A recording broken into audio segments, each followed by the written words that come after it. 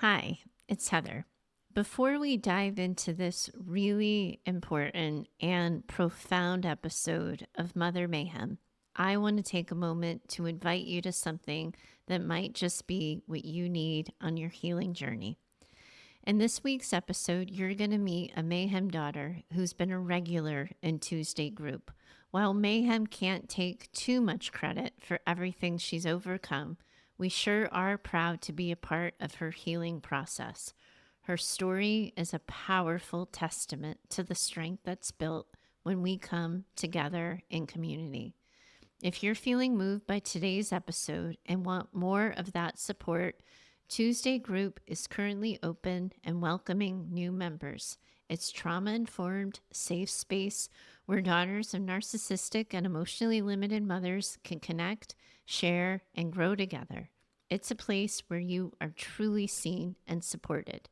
And for those of you who have been waiting for an evening group, good news. In May, depending on interest, I am going to be opening a Thursday evening Mayhem group. This group will run from 3:30 to 5 p.m. Pacific Standard Time, 6:30 to 8 p.m.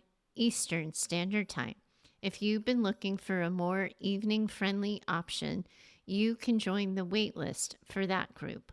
All of the links to join Tuesday group, the Thursday evening group waitlist, and Mayhem Daughters can be found in the show notes. Now let's dive into this really important episode. I'm so grateful you're here to listen. Today on Mother Mayhem. Since she's been out of my life, I've experienced something I don't think I've ever experienced before. I can be genuinely, entirely just happy. And that feeling in itself is something worth living for.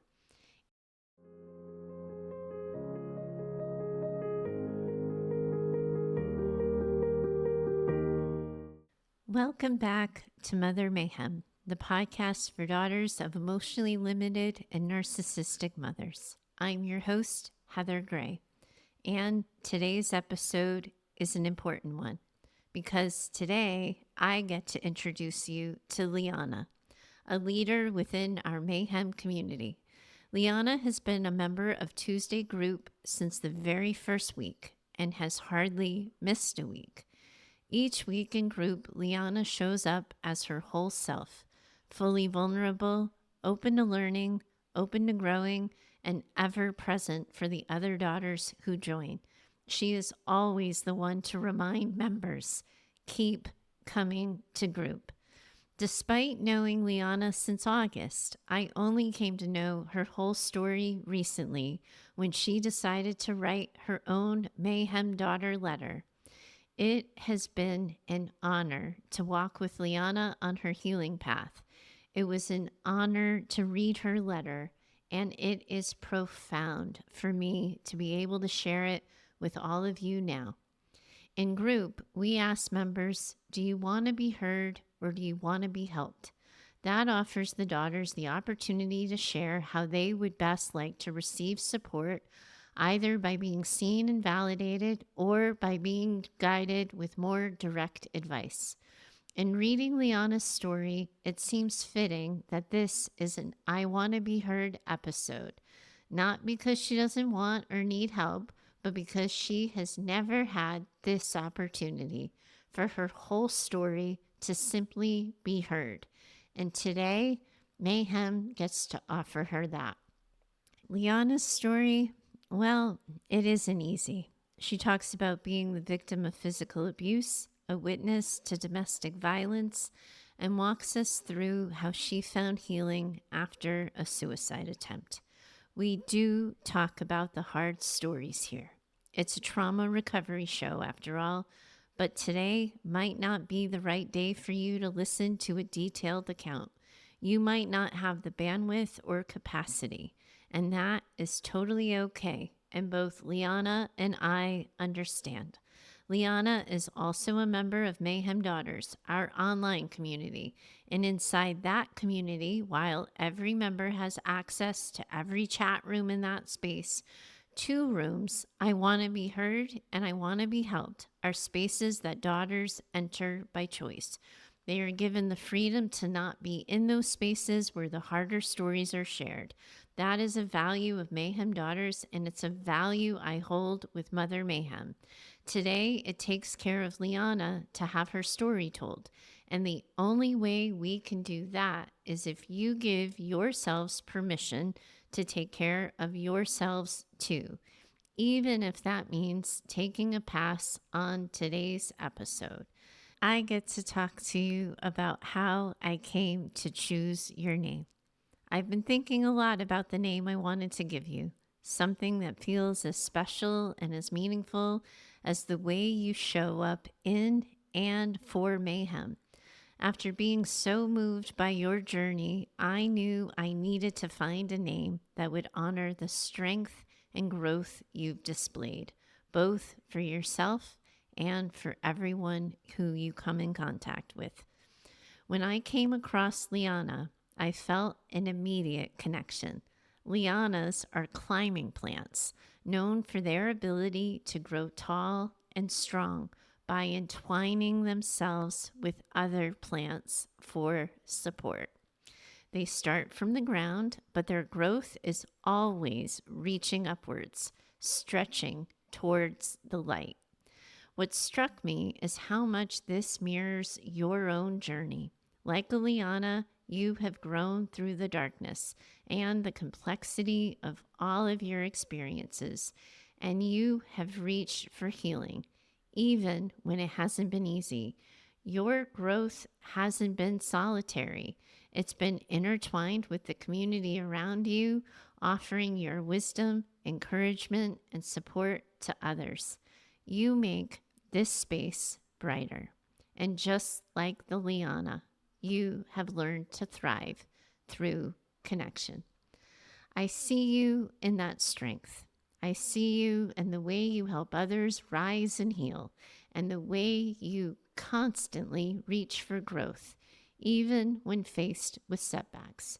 Your ability to hold space for others, to catch the nuance in their stories, and to encourage them to keep coming back to group speaks to a power that is both gentle and fierce. Liana also symbolizes resilience, adaptability, and the beauty that can come from intertwining our stories and experiences with others.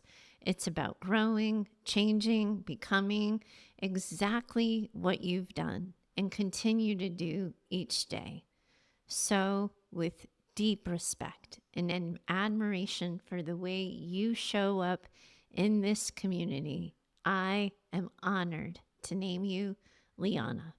And now, Liana, this is your story, and I will find you in our community on the other side.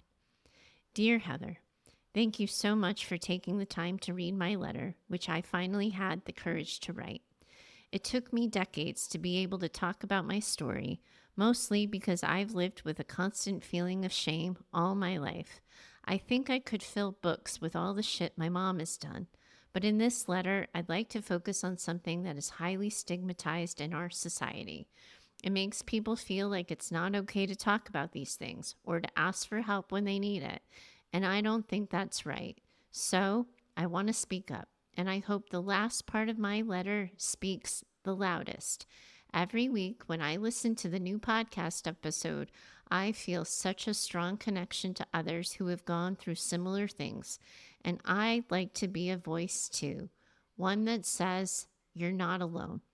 My story is a hard one, full of pain, but it is also full of hope, resilience, and strength. I now know how important it is to talk about these things, especially for all of us who grew up thinking we would never be heard, seen, or believed. I am an only child raised by a narcissistic mother who also struggles with borderline personality. She left my father when I was very young, so for most of my life, it had been just the two of us. Growing up, it felt like I had two different mothers, nice mom and mean mom. Of course, everyone has their good and bad days, but with her, it was different. Her behavior was incredibly unpredictable. There were times when she would be calm and pleasant for days, only to suddenly explode in anger without warning. Other times, she would shift between kindness and rage in a matter of minutes. It was confusing and frightening, and as I was getting older, her outbursts gradually became more intense and violent. I have so many memories that always felt off, but it took me a long time to understand why. I remember when Nice Mom brought home a new set of art supplies, smiling as she handed them to me. But then, after I accidentally knocked over a jar of paint, Mean Mom yelled at me so violently that I ended up peeing myself from fear. Nice Mom would often brush my hair and style it into a braided updo while chatting with me pleasantly. But whenever I told her the braid felt too tight, Mean Mom would pull it even tighter, making my head throb. Nice Mom would cheerfully suggest we go out and do something fun because the weather was nice, while Mean Mom would yank my arm so hard on the way there that it would go numb just because I wasn't walking fast enough. Whenever something like this happened, I knew something wasn't right, but I didn't really have a choice but to get used to it. As time passed, Nice Mom became less and less present, and I started to feel like things were shifting, like she was finally living her life while I slowly faded into the background. I have a vivid memory of one evening when she tucked me in, kissed me on the forehead, and told me to go to sleep. She said she'd step out for a few minutes, but reassured me that she would be back soon. Hours passed as I sat alone in the dark, scared and crying, calling out for her over and over again. Finally, she returned and said, "I told you to go to sleep. I'm here now, aren't I? Pull yourself together." I was only 7 years old, and she had left me alone all night to go out on a date. This was just one of the many occasions when she chose men over me. For her, everything revolved around money, and the quickest, easiest way to get it was to find someone who could provide it. So I became accustomed to her having one relationship after another, none of which ever worked out. She would always talk to me about the drama, treating me like one of her friends to vent to about her latest boyfriend. I was often pulled into the fights as well because, as she told me repeatedly, she didn't have anyone else in her corner.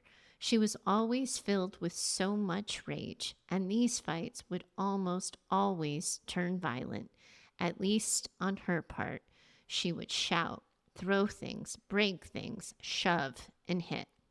And even though I was just a child, she always expected me to resolve the situation. She'd make me call the police, yell for help if we were in public, or try to convince her boyfriend to come to his senses, just to name a few examples. All of this left me feeling scared and anxious all the time. She met her second husband when I was 12. He lived relatively far from us, and I had only met him once before my mom said she wanted us to move to his place. She asked how I felt about the idea, and I told her that I had only met him that one time, but something felt off, and I didn't feel safe around him. She immediately dismissed my concerns, telling me she really believed this time she could be happy, and asked me why I didn't want that for her. It was then that I realized anything I said wouldn't matter, so I stayed silent. A month later, we moved, leaving our entire life behind. The fights started almost immediately, and they were worse than any I had witnessed with her previous boyfriends. She had found her match, a violent, narcissistic asshole, just like her. They broke up after a few months and we had to move again. The only place we could afford was a tiny apartment where my mom and I shared a room. And though I had no privacy, was struggling to adjust to the new city and feeling lonely because I had trouble making friends, at least the fighting had stopped. A couple of months passed and I thought we'd never hear from him again. But just before Christmas, my mom shocked me with big news. He was coming to visit for Christmas, and she wanted me to know in advance that he would propose to her. She told me not because she cared about what I thought or how I felt about it, but because she wanted me to act surprised and, of course, happy. I didn't even know they were seeing each other again, and I had no idea how she knew about the proposal. When it happened, I tried my best to smile and act as my mom had wanted me to. But inside, I was panicking. It felt like I was underwater, struggling to breathe. They got married the following spring, and by the end of the summer, we had moved into a house they had bought together. Before this time, there had been bad days with my mom, but there were better ones too. From then on, every day was horrible. There was always something that sparked a fight between them. And every single time I had to stand by my mom, supporting her like I was her little henchman in a twisted war that seemed destined to destroy everyone involved. I was expected to side with her, keep her secrets, and console her whenever she had a meltdown, always in the exact way she wanted me to. It was always about her. I don't think she ever once asked how I was doing after a fight. I was just expected to be strong for her and move on no matter what. It didn't take long before the fights became more and more physical. Not only did I have to deal with the exhaustion that came from my mom's expectations, but I also had to live with the constant fear for my safety. I didn't understand why my mom never seemed scared or why she didn't want to leave until I realized she actually liked being a victim. She always wore clothes that exposed her bruises like a badge of honor, even in cold weather. During one of their fights, she called the police, as she sometimes did. I had some minor injuries to my face, mostly just scratches.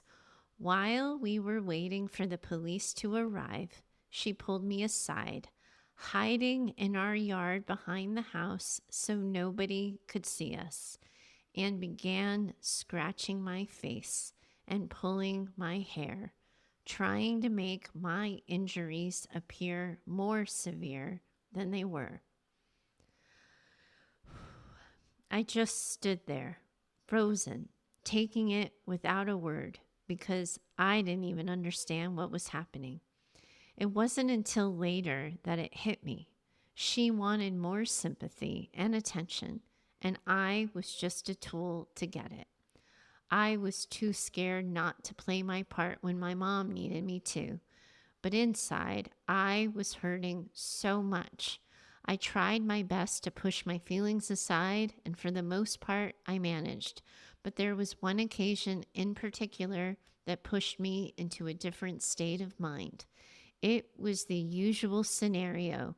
They were fighting about something, and I was standing next to my mom as she had expected me to. She was hammering something into the wall, shouting insult after insult at my stepfather, who had eventually had enough and lost it. He came at her, and they tussled, and my mom lost her balance and fell. I immediately rushed to her to see if she was okay, and I still remember the shock on her face as she looked up at me. That was the moment I realized I was the one who had been hit in the face with a hammer. We're sitting here with you, Liana. We're in this with you. Of course, she called the police, shouting at my stepfather that this was the last straw and that she wouldn't forgive him. The paramedic who came with the police examined my injuries and told my mom that it was up to her to press charges since I was a minor. She decided not to, and the very next evening, she was lying in bed next to him, watching a movie like nothing had happened. And even though my face was bruised and swollen, her indifference hurt so much more than anything else. After that day, I began to see the world in grayscale. The things that once brought me joy suddenly felt tiring and dull. Even the simplest tasks became overwhelming. I struggled to get up in the morning, often skipping the first couple of classes, or sometimes skipping school entirely when I couldn't get out of bed.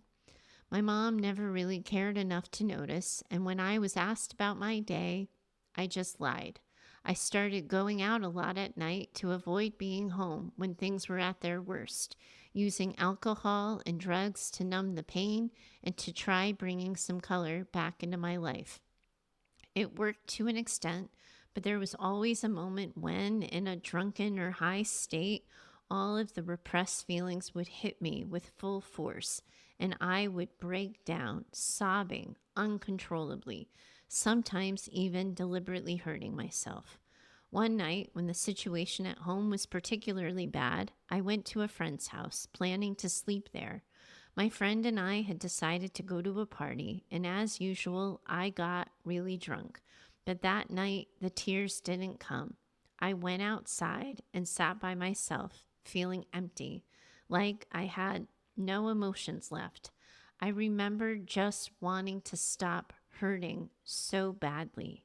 I didn't have a plan, I didn't write a note, and I didn't even fully realize what I was doing. I took a handful of pills I had on me, lied down, and waited to feel lighter. My body had my back that day and immediately rejected everything I had put into it. My friend found me a little later and managed to get me home. Apart from a few rough days afterward, fortunately, what I had done didn't have any serious consequences. I never told my friend exactly what had happened or that I had wanted to die. I felt too ashamed to do so. The most fucked up thing is that after I sobered up and realized what I had attempted to do, my mom's voice was the first thing I heard in my head. You can't even do this right. I had a lot to think about after that night. I honestly didn't know I was hurting so bad that I would actually try to kill myself. The realization was sobering. Suddenly, I saw clearly just how much I was going through every day and how it was hurting me. And I knew it had to stop. Ironically, I haven't ever had a stronger will to live than right after I wanted to die. I don't know where I found the strength, but I decided that things had to change.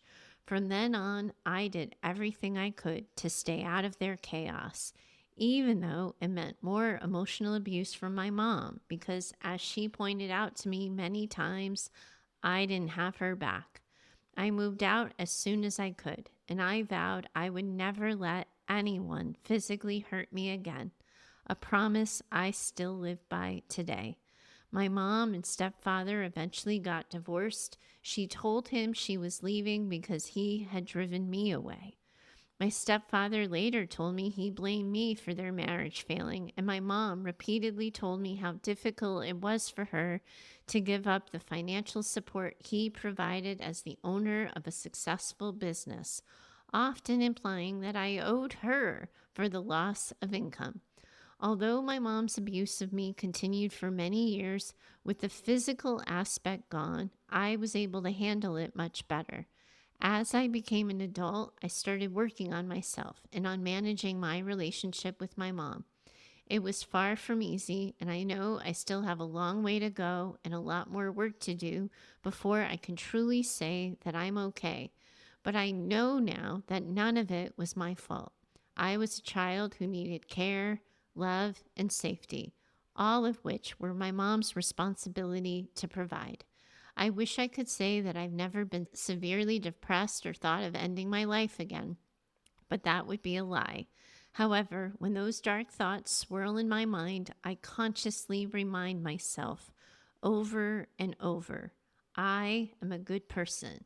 I am worthy of life, and I am worthy of love. These words help me every time, reminding me that though sometimes I hate the way I am, I have so much love for myself too. And there is a possibility that someday all I'm going to feel for myself is love and acceptance. Sometimes it's difficult to notice all the little things life has to offer when you have lived with so much pain for so long. But I have come to believe that I am not my trauma, and I am not defined by my childhood. I can celebrate and be proud of myself for every achievement, no matter how small, even if it's just getting out of bed on a rough day. I've learned that I can feel compassion for my mom because I know she had a very difficult early life, and I understand how hard it is for her to maintain relationships due to her mental health struggles. But that doesn't mean I have to forgive her for all of the pain she caused, nor do I have to keep making excuses for her behavior while abandoning myself. I'm allowed to be angry, and I'm allowed to protect myself. I can't change the past, and I can't control what she does, but I can control how I live with my past and how I react to her actions. I still flinch when someone accidentally touches me on the subway. I still feel myself shrink when someone raises their voice near me.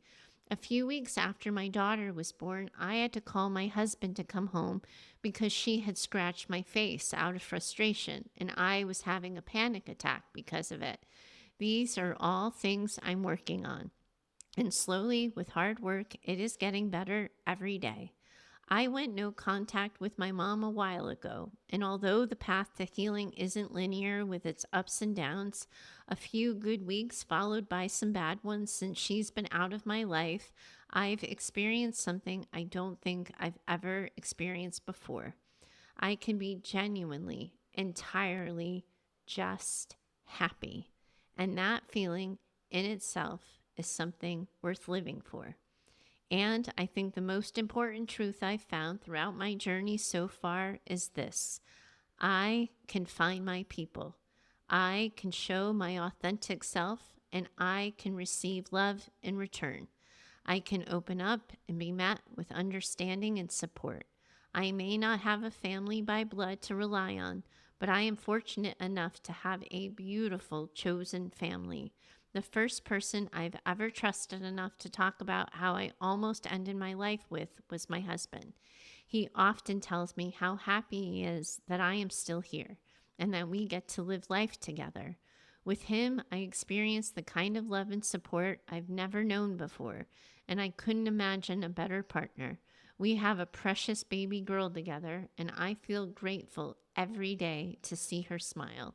I have amazing friends who I can lean on even if they are physically far away, and who cheer me on even for the smallest victories. And now I have my Mayhem family too. The way we hear and see each other with genuine understanding and no judgment in this community is truly beautiful, and I am so happy I get to be a part of it.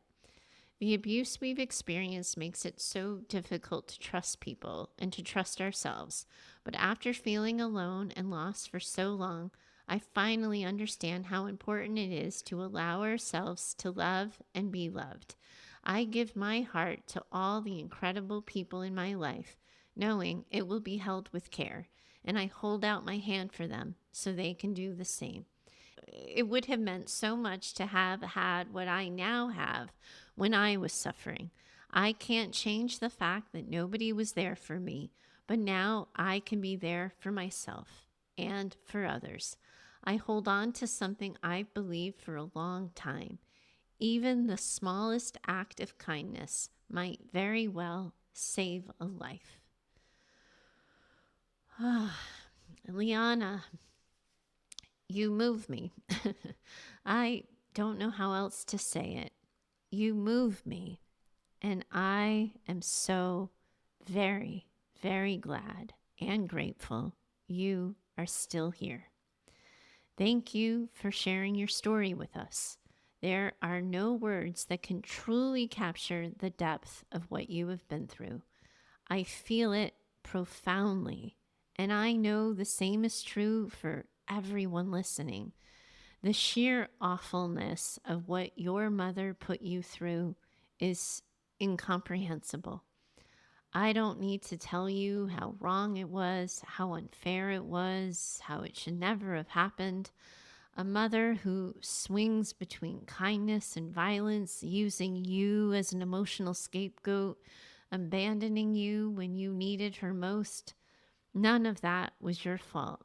None of it should have ever been your reality. You lived through situations no child should ever have to experience, and the pain of that is undeniable. I see the weight of those years on your shoulders. I feel the anger, the grief, the betrayal. The truth is, none of it was right, and you didn't deserve any of it. You were a child, and you were supposed to be loved, protected, and cared for. Instead, you were left to navigate chaos, confusion, and fear all on your own. That's not just unfair, it is unconscionable. It's impossible to wrap our heads around the depth of what you endured. And I want you to know with all my heart that I see it, I feel it, it was wrong, and I am so sorry you had to experience it. Now, I know that traditionally someone in my position would probably praise you for your resilience, and I'll be the first to admit that you have that in spades. But let me also be clear here. Resilience is a word that gets tossed around too easily, and it has a tendency to minimize the sheer unfairness of what you lived through. The truth is, you didn't have a choice. You had no option but to survive. And that's the part that's so frustrating. No one should have to be resilient when they're dealing with the kind of abuse you experienced. You were forced into a situation where surviving was the only option, and I would never want to praise that. What you should have had was care, safety, and nurturing, things that were taken from you by the person who should have been your protector. So I am not here to praise your resilience as if it is some badge you earned. What I'm here to do is honor the fact that you are still here, that you survived, and that you are now choosing, finally, and on your own terms, to heal. That is no small thing. But I refuse to praise your resilience because you should never have been placed in that position to begin with.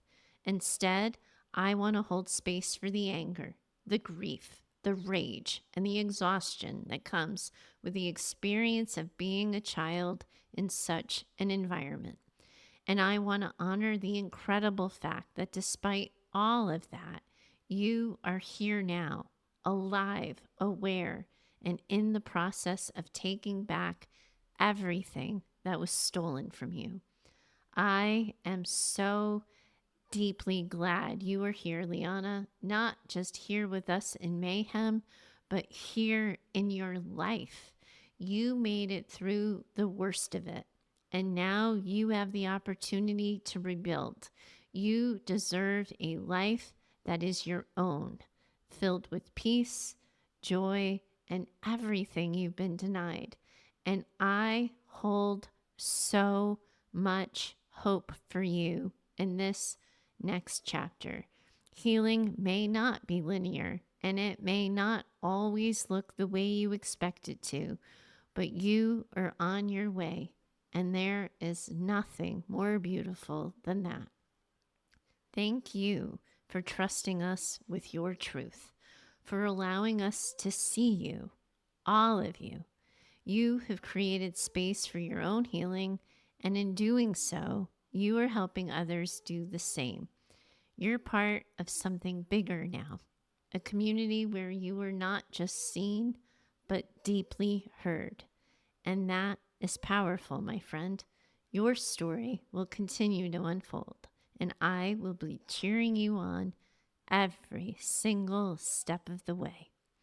I am sending you so much love, so much care, and so much admiration. Thank you for being here. You and everyone listening are in this community of women around the world who are in this together. And I, for sure, most definitely, am in it with you too. Bye for now. I do hope you enjoyed today's conversation. If you have a question you'd like me to consider for the show, please do email me over at heather@daughtersnpd.com.